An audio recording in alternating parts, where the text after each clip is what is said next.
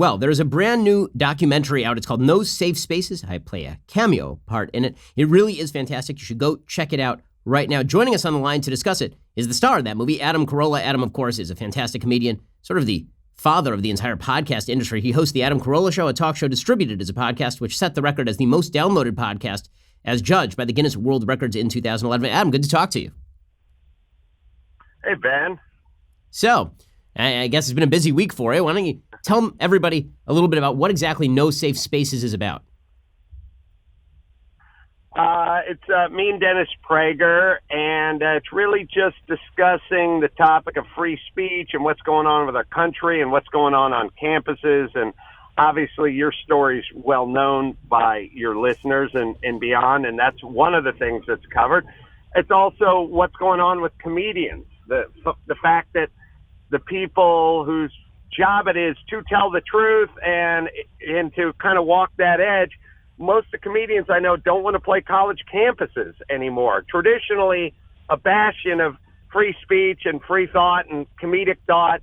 Now, comedians are scared to go to college campuses. So, nice job, college. Yeah, I mean, Adam, it is astonishing. You're starting to see sort of the comedic community beginning to understand the consequences of woke cancel culture. You're seeing it in everyone from Dave Chappelle to Louis C.K., this newfound understanding that the culture that so many on the left have helped foster is actually death for people who have to tell edgy jokes. Are you starting to see that in among your friends who are in comedy? Because obviously a lot of your friends are in that world. They are, and yeah. I mean, I was just on K-Rock Radio doing with Jimmy Kimmel doing Kevin and Bean, and we were talking about all the stuff we used to do 20 years ago when we're on the radio that we couldn't do today. And it was tons of stuff. And it was funny stuff. And it was edgy stuff. And obviously there's no ill will in it because we're comedians. The notion that we've lost context, that's the crazy part. Yeah, it is insane. And you're right that it does extend to sort of the general take on free speech. So the movie's been doing really well. I mean, it's been released in a couple of theaters, and it's basically been grossing at the top of the box office in whichever theaters it's been shown. Were you expecting this kind of success from a documentary? I've made several documentaries, and they've all been good, but they haven't had commercial success.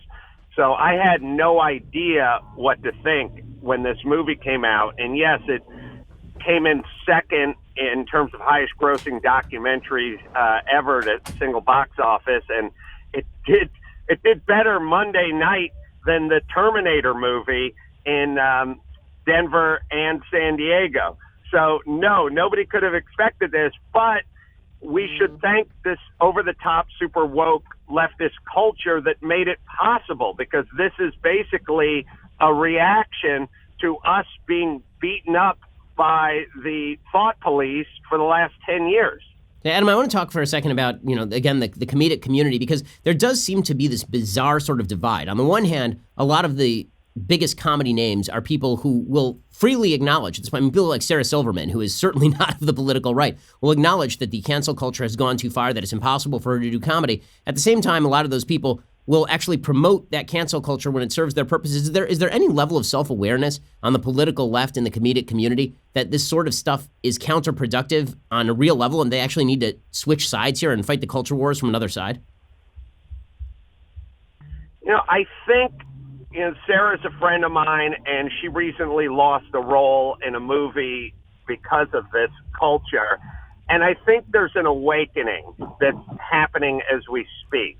I think a few years ago, there wasn't that thought. It's sort of like when you start hearing stories about CNN or NBC or news outlets. I think a few years ago, a lot of people didn't think that there was a bias or they were leaning one direction or another. I think if you ask people now, it's starting to dawn on folks that this is something that's real and that's going on. And in the comedic community, they probably would have brushed it off a couple of years ago. I think now they're aware that it actually exists.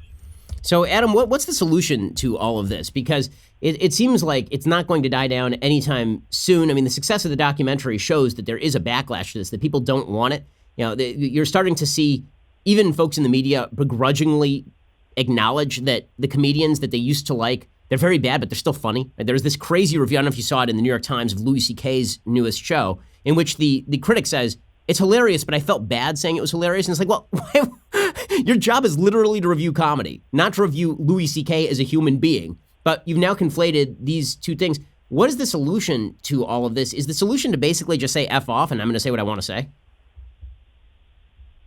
Well, that's it. That's the only solution. I mean, these people are narcissists and they're also bullies, and it's called the progressive movement. I mean, think about it's got the word progress and movement in it. It never ends. It won't end. The point is never to have a goal or finish line. So if you just take a step back, they take 2 steps forward. If you stop and tell them to F themselves, then they go away, which is what they will do if you stop apologizing.